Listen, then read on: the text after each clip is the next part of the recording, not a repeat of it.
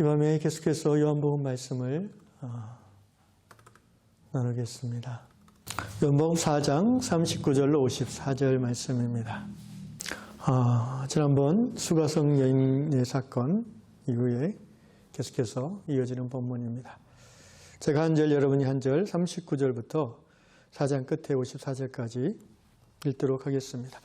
여자의 말이 내가 행한 모든 것을 그가 내게 말하였다 증언하므로 그 동네 중에 많은 사마리아인이 예수를 믿는지라. 사마리아인들이 예수께 와서 자기들과 함께 유하시기를 청하니 거기서 육들을 유하시니 예수의 말씀으로 말미암아 믿는 자가 더욱 많아. 그 여자에게 말하되 이제 우리가 믿는 것은 내 말로 인함이 아니니 이는 우리가 친히 듣고 그가 참으로 세상의 구주신 줄 알미라 하였더라. 이틀이 지남에 예수께서 거기를 떠나 갈릴리로 가시며 친히 증언하시기를 선지자가 고향에서는 높임을 받지 못한다 하시고 갈릴리에 이르심에 갈릴리인들이 그를 영접하니 이는 자기들도 명절에 갔다가 예수께서 명절 중 예루살렘에서 하신 모든 일을 보았음이더라. 예수께서 다시 갈릴리 가나에 이르시니 전에 물로 포도주를 만드신 곳이라. 왕의 신하가 있어 그의 아들이 가버나움에서 병들었더니 그가 예수께서 유대로부터 갈릴리로 오셨다는 것을 듣고 가서 청하되 내려오셔서 내 아들의 병을 고쳐주소서 하니 그가 거의 죽게 되었음이라. 예수께서 이르시되 너희는 표적과 기사를 보지 못하면 도무지 믿지 아니하리라. 신하가 이르되 주여 내 아이가 죽기 전에 내려오소서. 예수께서 이르시되 가라 내 아들이 살아있다 하시니 그 사람이 예수께서 하신 말씀을 믿고 가더니 내려가는 길에서 그 종들이 오다가 만나서 아이가 살아있다 하거늘 그 낫기 시작한 때를 물은즉 어제 7시에 열기가 떨어졌나이다 하는지라. 그의 아버지가 예수께서 내 아들이 살아있다 말씀하신 그때인 줄 알고 자기와 그 온 집안이 다 믿으니라. 다 같이 이것은 예수께서 유대에서 갈릴리로 오신 후에 행하신 두 번째 표적이니라. 아멘. 4장 48절에 보니까 예수께서 너희는 표적과 기사를 보지 못하면 도무지 믿지 아니하리라 이런 말씀을 하셨습니다. 또 비슷한 내용이 6장 26절에 보면 요한복음 6장 26절 예수께서 대답하시되 내가 진실로 진실로 너희에게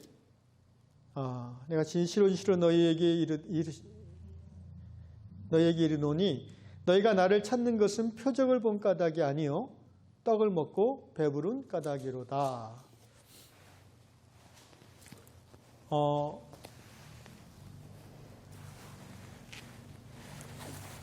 표적과 기사를 보고 믿는 믿음으로는 부족하다라는 의미입니다. 표적과 기사도 또 두 가지로 나눌 수 있는데 요한복음 첫 시간에 설명드렸지만 표적이라는 헬라어 세메이언이 의미하는 바는 기적하고 뭐가 다르냐면은 표적은 그 기적을 보고 그 사람의 마음이 예수님을 향할 때의 표적이 됩니다. 그러니까 표적이라는 것은 말 그대로 사인이잖아요. 뭔가를 가리키는 표시거든요. 그 기적 자체, 인간의 어떤 병 낫고자 하는 욕구, 배부르고자 하는 욕구, 잘 되고자 하는 욕구, 그것을 기적적으로 예수님이 이루어주셨을 때에 그 기적에 만족하는 사람은 구원에 이를 수 없다는 거예요. 그 기적을 보고 이 기적을 일으키신 저분이 누구인가? 저분이 바로 메시아 하나님의 아들 그리스도 구원자이시구나라고 깨닫고 믿고 고백하는 사람이 구원에 이르는 믿음을 갖게 된다는 것입니다. 6장 26절에 예수께서 너희가 나를 따르는 이유가 표적을 본 까닭이 아니라고 그랬어요. 그러니까 이 오병이어의 기적을 맛보고 6장에서 예수님을 따라오는 수천 수많은 사람들은 표적으로도 보지 못한 거예요. 그냥 자기의 욕망을 채우는 기적으로 만족하는 거예요. 그래서 또 그 기적을 보고자 예수를 따라오는 거예요. 예수님이 그러지 말라고 하시는 거예요. 예수 믿을 때 그렇게 믿으면 안 된다는 거예요. 내가 이 땅에서 내 욕심대로 내가 잘 살려고 내가 멋지게 한번 살아보려고 내가 사람들에게 인정받고 돈 많이 벌고 그럴 목적으로 예수 믿지 말라는 거예요. 그러면은 영혼의 구원을 얻기가 어렵다는 것입니다. 그러면 예수 믿으면 가난해야 되는가? 그런 말은 아니에요. 예수를 믿고 예수에게 맡기면 부유하든지 가난하든지 명예롭든지 덜 명예롭든지 그분이 정해주신 대로 살라는 거예요. 아멘. 그래서 여기 지금 수가성 여인 이야기에 이어지는 내용인데요. 이 수가성 여인도 처음에 예수님에게 마음이 열렸던 계기가 뭡니까? 바로 예수님이 자기의 과거를 다 알아맞추잖아요. 일종의 기적이죠. 기이한 일이죠. 그러니까 하나님이 이 사람에게 역사하신다라는 그 감각이 생기니까 그 우울증, 대인기피증에 걸린 그 여인이 처음 보는 젊은 남성인 예수에게 마음이 열리잖아요. 그래서 예배에 대한 질문을 바로 드리게 되잖아요. 그러나 이 수가성 여인이 그 우울증과 그 대인기피증이 치유받고 구원받은 것은 그 기이한 일 때문만이 아니에요. 그 기이한 일 때문에 마음이 열려서 예수와 대화가 시작됐고 마지막 예수님의 말씀 뭡니까? 메시아고 그리스도가 오면 우리가 그렇게 하겠다는 이 여인의 대답에 대해서 4장 25절 메시아 곧 그리스도 하는 이가 오실 줄을 내가 아노니 그가 오시면 모든 것을 내게 알려주시겠다. 26절 예수께서 이르시되 예수께서 말씀하시더란 말이죠. 내게 말하는 내가 그라. 바로 이 예수의 말씀 내가 그리스도다 라는 이 말씀을 여인이 믿고 구원을 얻은 것입니다. 믿음은, 그러니까 구원은 기적을 보고 얻는 게 아니에요. 그것은 구원을 향한 하나의 징검다리인 될 수 있을정정 그 자체가 구원을 주는 것이 아닙니다. 기적은 구원을 이루는 믿음의 시작 단계인 것입니다. 이 여인이 39절부터 이 여인이 어떻게 변화되는지가 나와요. 여자의 말이 내가 행한 모든 것을 그가 내게 말하였다. 예수님과 했던 대화를 말하는 거죠. 마을에는 이미 소문이 다 나 있죠. 이 여자가 남편 6번째 남편이랑 산다는 그 얘기가 다 소문이 나 있겠지만 그런데 또 여인에게서 이렇게 듣는 것은 색다릅니다.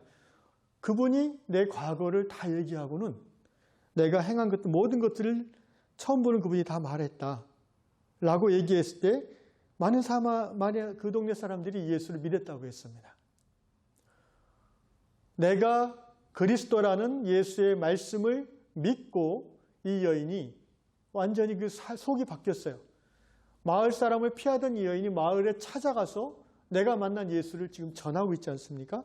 얼마나 아름다운 일인지 모릅니다. 그리고 그 여인의 증거를 듣고 또 어떤 사람들이 예수를 믿었다고 성경은 말하고 있고요. 그래서 그 사람들이 예수님께 그 우물가로 다 찾아왔어요.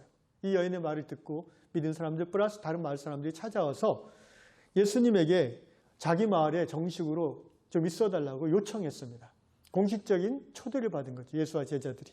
그래서 이틀을 유하였습니다. 40절에 사마리아인들이 예수께 와서 자기들과 함께 유하시기를 청하니 거기서 이틀을 유하심에 41절 같이 읽겠습니다. 시작.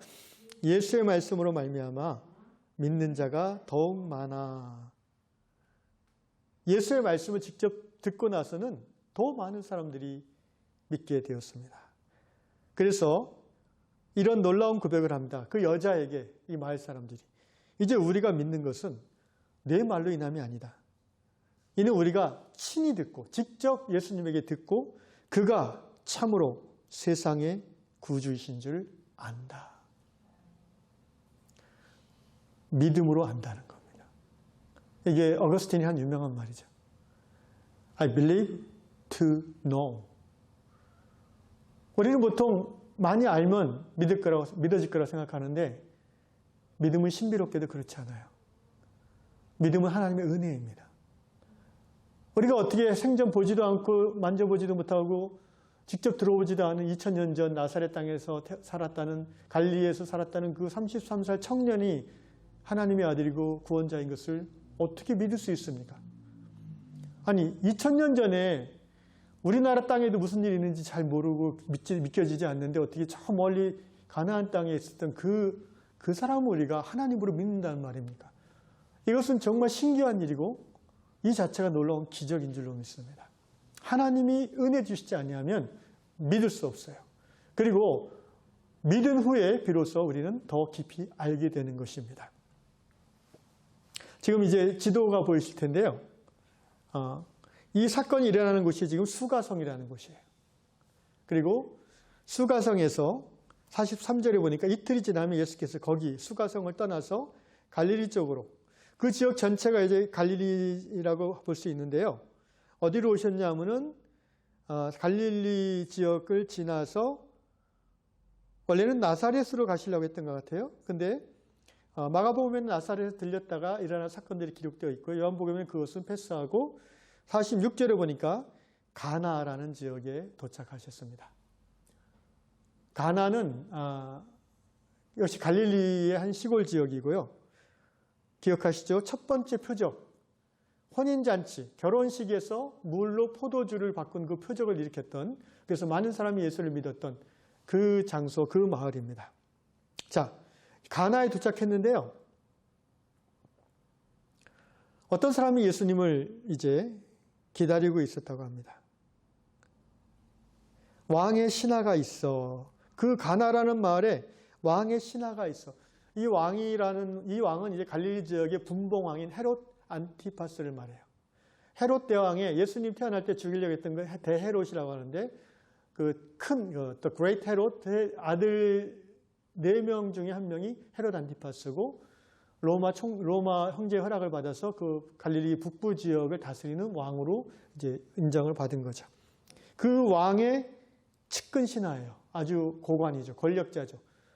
이 사람은 가나에 살지 않고 그 좀 더 번화한 가버나움, 그 갈릴리호수 북쪽에 그 가버나움이 있죠. 가나는 갈릴리호수 서쪽에 있고요. 그 가버나움에 살고 있었는데 어떤 일로 가나에 와 있는가? 자기 아들이 병 걸려 죽게 되었어요. 아무리 권세가 많고 돈이 많으면 뭐합니까? 자식이 병 걸려 죽게 되면 인생은 불행해지는 거예요. 그 고통은 부모가 되어보지 않은 사람은 생각하기 쉽지 않습니다. 오죽했으면 이 지체 높은 고관이 이 가나 청구석까지 와서 기다리고 있겠어요. 누구를? 예수를 기다리고 있습니다. 47절, 그가 예수께서 유대로부터 갈릴리로 오셨다는 것을 듣고 가서 청하되 내려오셔서 가버나움으로 오시라는 거죠. 내 아들의 병을 고쳐주소서 하니 그 아들이 거의 죽게 빈사 상태에 지금 있어요. 오늘 내일 하는 거, 오늘 내일. 아마도 본문으로 봤을 때 아이가 어린아이인데 어린 아들이 오늘 내일 하게 된다는 것은 정말 가슴 아픈 일입니다.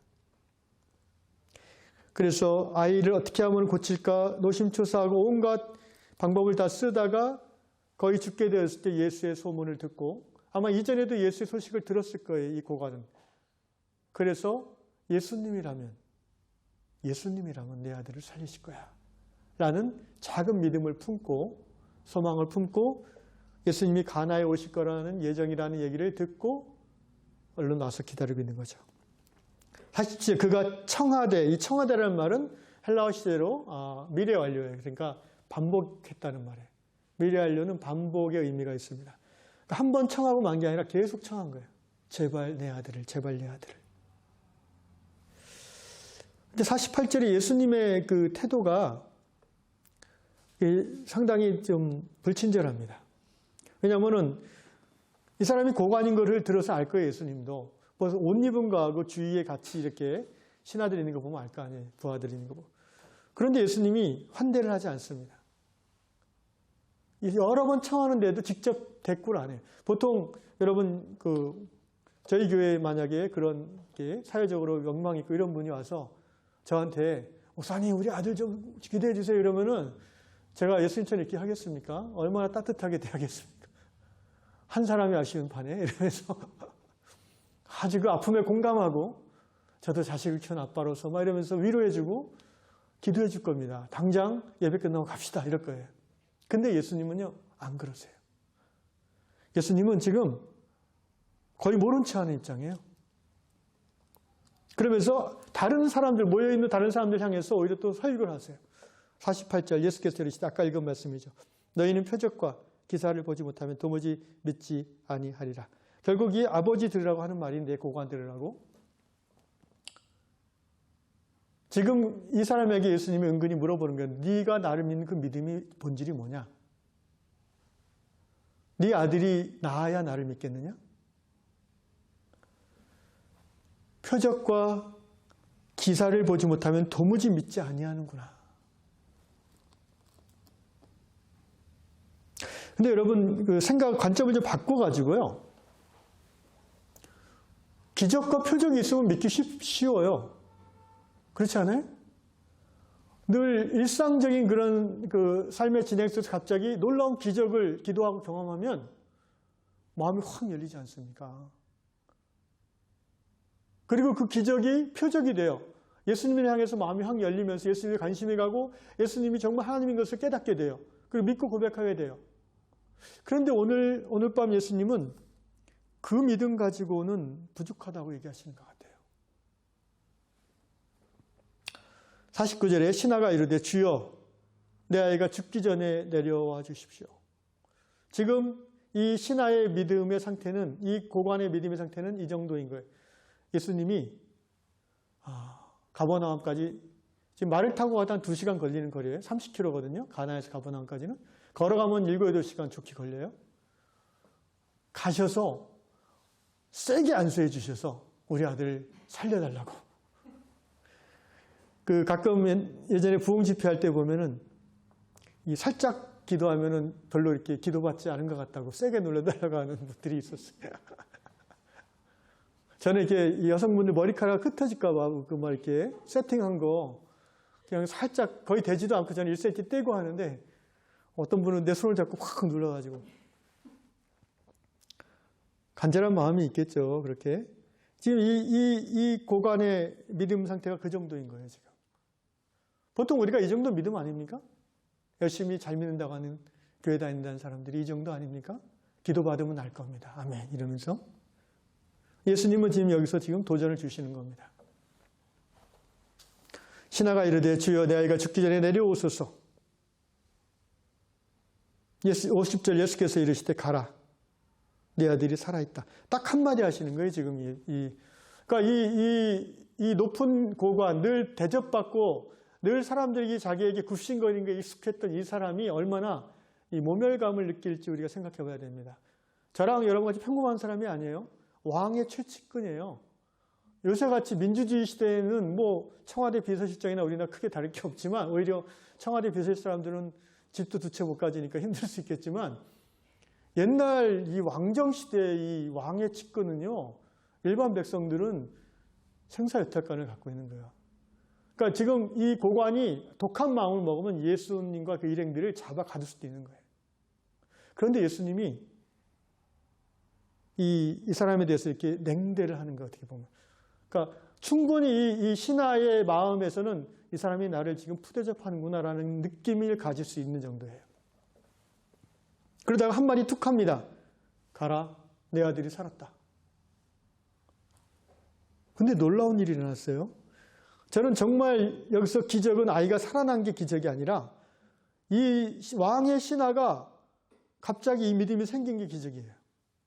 50절에 보세요. 그 사람이 중간에 예수께서 가라 내 아들이 살아있다 하시니 그 사람이 예수께서 하신 말씀을 믿고 갔어요. 그냥. 와우. 믿고 갔어요. 다시 말하면 말씀을 따라합시다. 말씀을 듣고 믿고 순종하였다. 그것도 즉각적인 순종이에요. 예수님에 대해서 뭐 나에게 이렇게 대접하냐? 기분 나쁘고 그런 거 일체 없고 예수님에 대해서 정말이에요? 정말에 이런 확증을 구하는 질문 전혀 없고 그냥 예수님 한 말씀 딱 가라. 내 아들이 살아있다. 이게 정말 예수의 말씀이잖아요. 다른 게 아니잖아요. 그죠? 실제 2000년 전 하나님의 아들 그 예수의 입에서 나오는 그 말씀을 바로 코앞에서 딱 들은 거예요. 그리고 이 사람 안에 성령의 역사죠. 믿음이 팍 생긴 거예요. 내 아들이 살았다. 지체 없이 돌아서서 간 거예요. 즉각적 순종입니다. 놀라운 믿음이죠.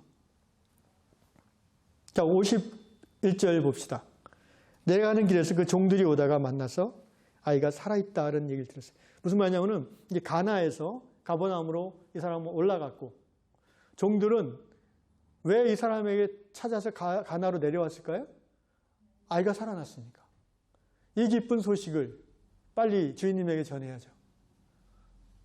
근데 이제 가나에서 갈릴리 가는 옛날 그 시골길은 하나예요. 그러니까 만나게 돼 있어요. 그 중간쯤 만났을 거예요. 이 종들이 주인이 저기 오는 걸 보고 종들의 표정이 밝았을까 슬펐을까? 밝았겠죠. 왜? 기쁜 소식을 전하는 자의 얼굴이 환할 거 아니에요. 이거야말로 복음 아니에요? 아들이 살아났습니다. 복음이잖아요. 아버지에게는. 그게 벌써 이 왕의 신하가 종들이 얼굴이 환한 것을 보고 감을 잡고 그리고 그 종들의 입에서 도련님이 살아있습니다. 살았습니다. 회복됐습니다라는 얘기를 들은 즉시에 무슨 질문을 하냐 하면 52절에 보니까 What time? 언제? 이걸 물어봐요. 왜 이렇게 질문했을까 이 사람이? 재미지 않아요? 이게 이 사람의 심리를 우리가 볼 수 있는 거예요. 이분은 성격이 고위 관료답게 굉장히 좀 치밀하고 정확한 것 같아요. 논리적인 것 같아요. 분명히 어제 그 시간에 예수의 말씀을 듣고 믿고 순종함으로 떠났지만 사람 마음이 어디 그래요? 자기 눈으로 봐야 믿지. 저나 여러분 다 그럴 거예요. 아멘하고 순종했어요. 물론 그때는 믿음으로 충만히 순종했어요. 죽으면 죽으리 다 했어요. 다음날 아침에 내 마음 나도 모르는 거죠. 이게 솔직한 인간이에요. 저도 그래요. 그러니까 확인하는 거예요. 확인할 수 있는 최대한의 확인을 하는 거예요. 뭐래요? 몇 시에 나왔냐? 몇 시에 열이 떨어졌냐? 몇 시에 회복됐냐? 그러니까 종들이 어제 7시. 여기서 이제 요한복음에서 7시, 뭐 1시 이런 거는 요한복음은 헬라 시각 기준이기 때문에 아침 06시가 하루 시작이에요. 그러니까 6시가 정오예요, 6시가. 아까 요한복음 4장에서도 요한복음 4장에 6절에 보니까 예수께서 우물 곁에 그대로 앉으시니 때가 6시쯤 되었다 이렇게 되거든요. 그게 난 12시. 쨍쨍할 때예요. 지금 7시예요. 그러면 오후 1시예요. 이게 왜 중요하냐면은 그의 아버지가 생각하기를 53절 그의 아버지가 예수께서 내 아들이 살아있다 말씀하신 그때인 줄 알았다는 거예요. 정확하죠. 이 사람은 정확한 사람이에요. 예수님이 내 아들이 지금 살아있다라고 하신 그때에 아들이 다 죽어가다가 팍 살아난 거예요. 할렐루야.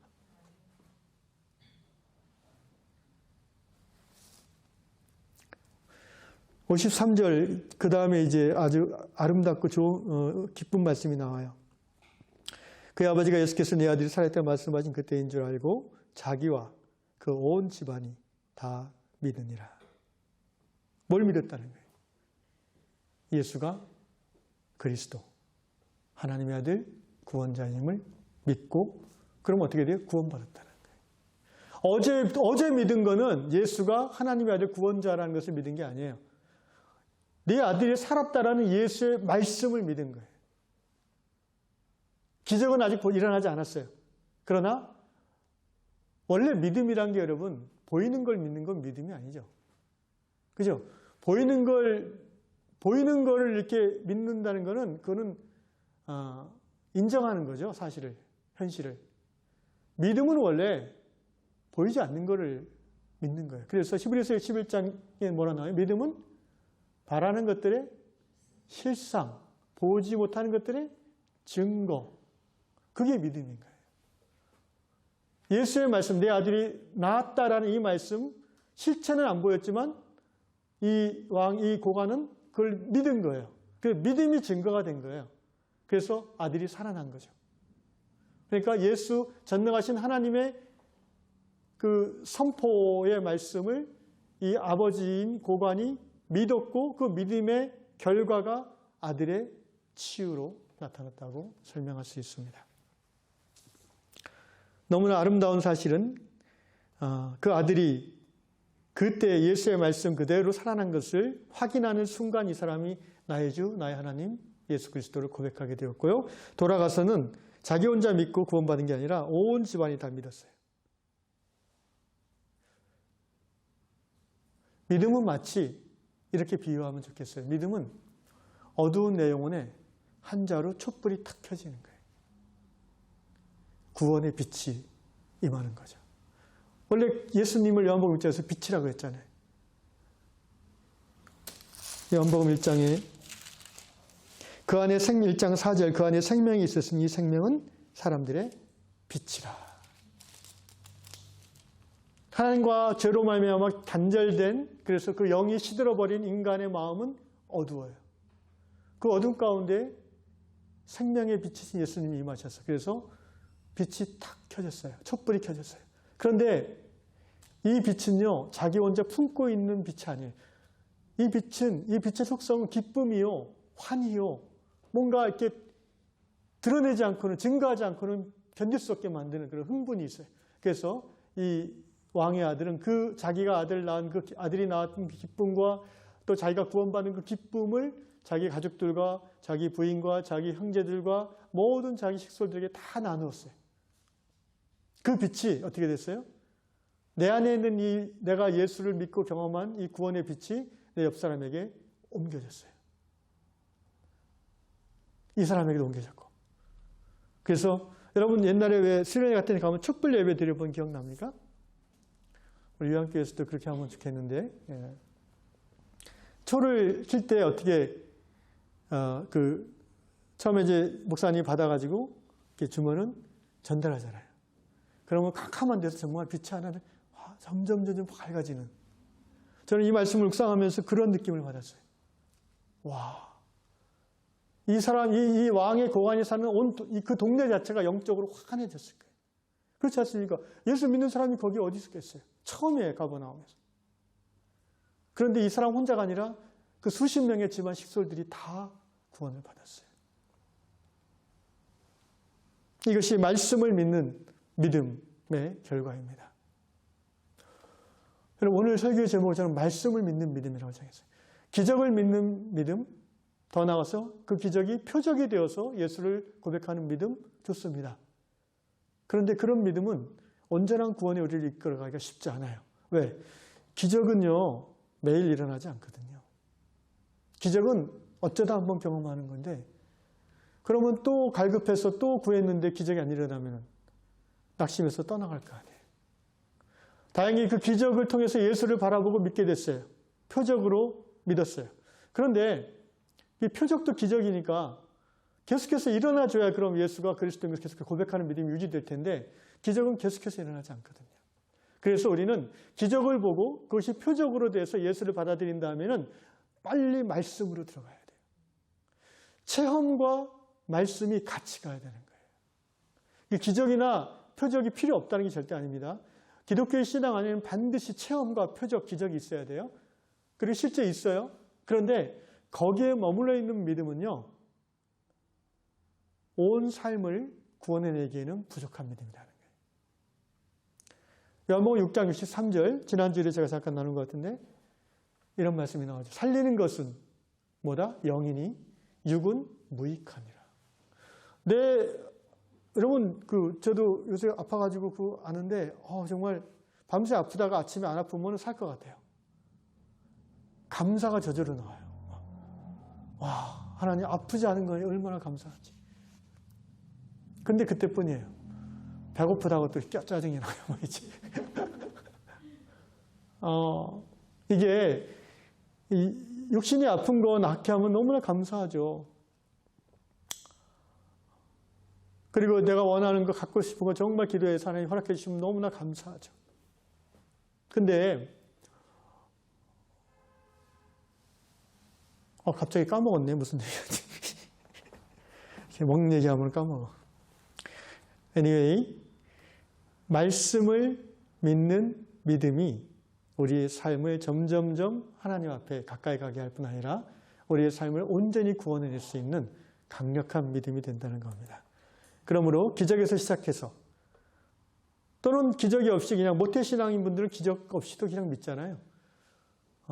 문화에서 시작해서 또는 어떤 분들은 굉장히 아카데믹하고 이런 분들은 지적 동의를 통해서 믿기 시작해요. 거기서 시작해도 좋습니다. 어쨌든 하나님이 우리를 구원받는 믿음으로 인도하는 그 시작은 다 다를 수 있어요. 그 사람마다, 환경마다, 시기마다 다른데 중요한 거는 그 첫 출발에 머물러 있으면은 그 삶이 구원을 온전히 누리지 못한다는 거예요.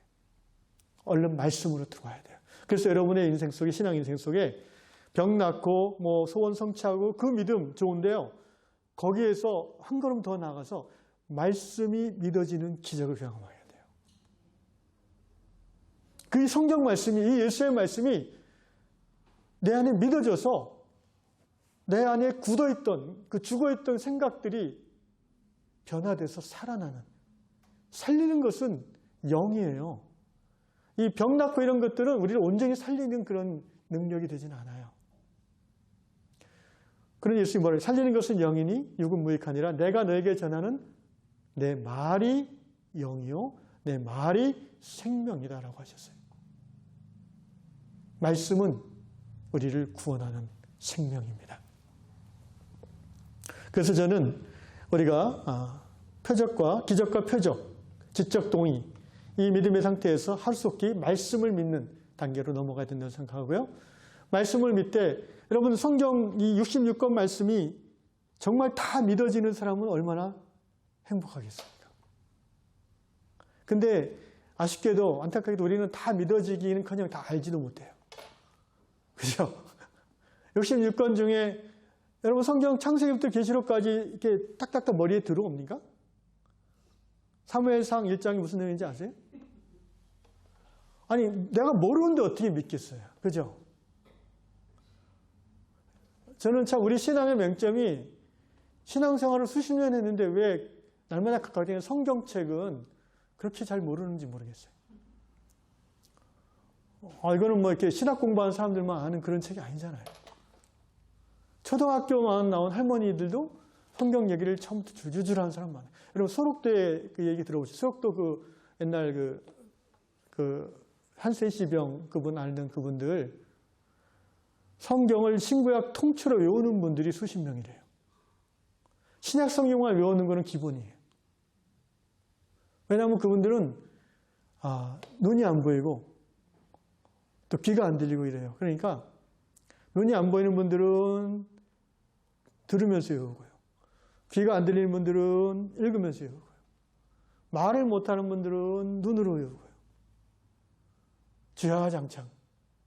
그러니까 서록도가 천국이죠, 그분들한테는. 높은 산이 거친 들이 초막이나 궁궐이나 내 주 예수 모신 곳이. 예수를 어떻게 못 써요? 말씀이 내 안에 있으면 예수가 내 안에 들어오시죠. 요한복음 15장 내 말이 너희 안에 거하고 그러면 나가 너희 안에 거한다고 그랬어요. 너희가 내 안에 있고 내 말이 너희 안에 거하면 말씀을 믿는 믿음 안에 날마다 한 걸음 한 걸음 들어오시기를 주 이름으로 축원합니다. 새벽마다 전해지는 이 요한 묵상의 말씀이 여러분의 심령에 믿어지기를 주 이름으로 축원합니다. 마지막으로 제가 이 말씀을 묵상하면서 백부장 얘기가 생각났습니다. 마태복음에 나오는 얘기잖아요.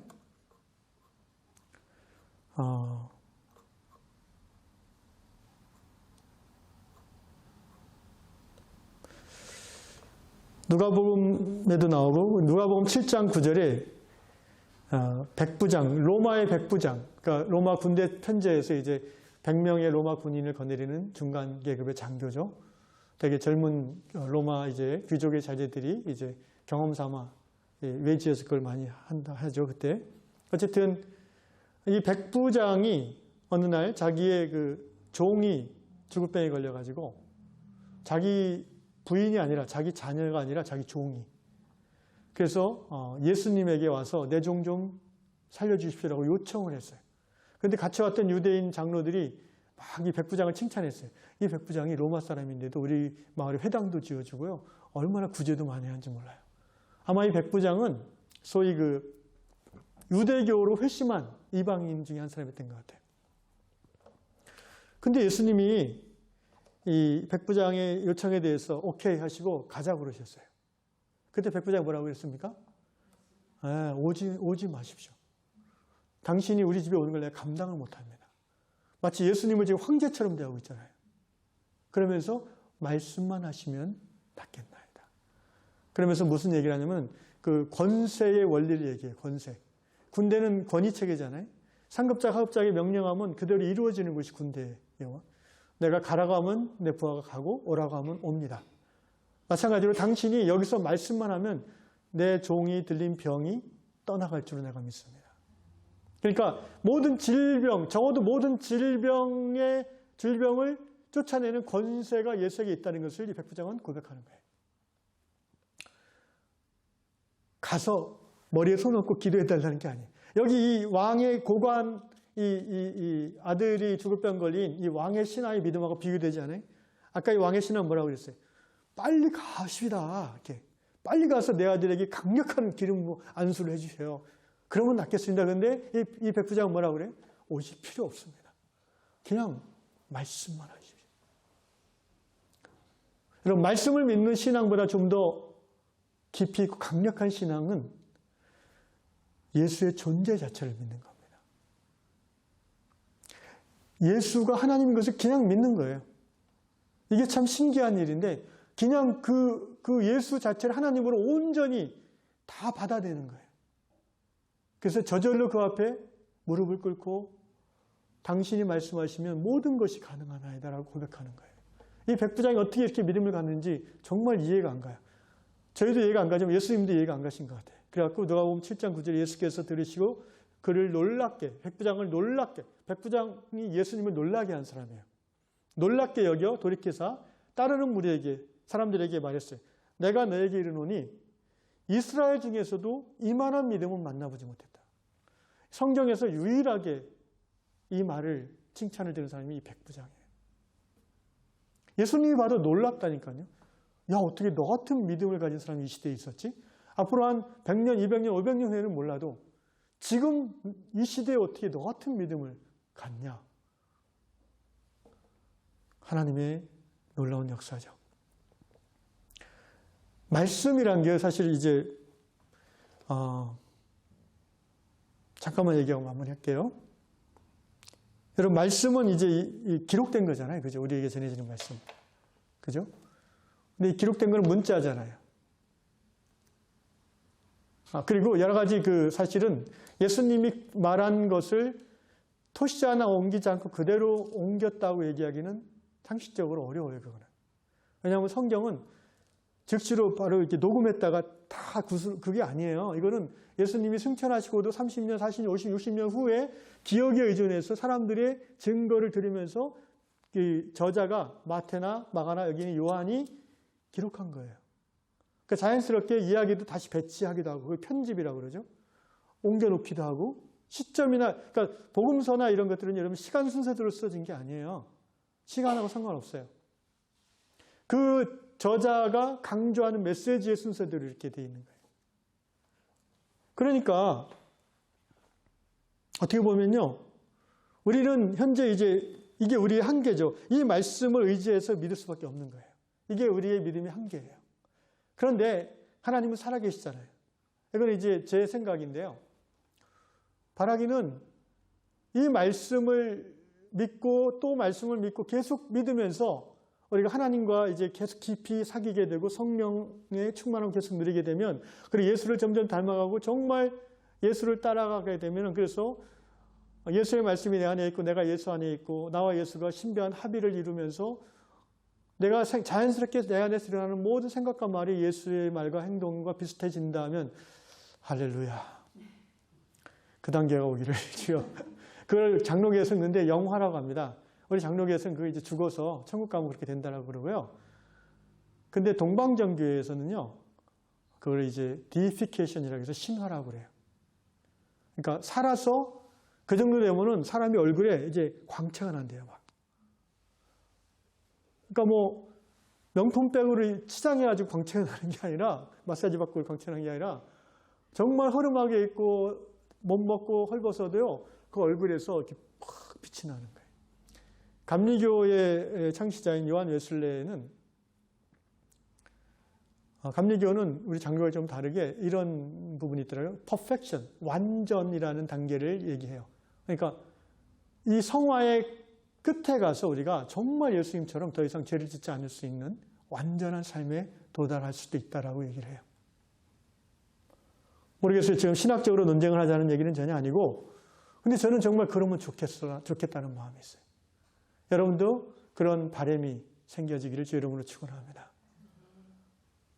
내가 기도하는, 근데 이제 성경에서는 그렇게 얘기했어요.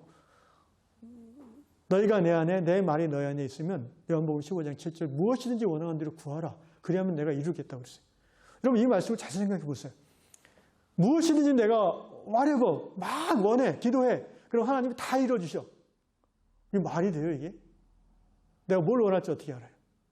말이 되는 거예요. 왜?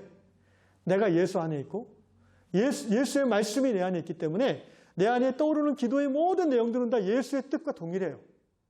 그럼 당연히 하나님의 뜻이니까 이루어 주시는 거 아니에요. 아멘? 우리의 기도가 거기까지 나아갈 수 있기를 주의 이름으로 축원합니다.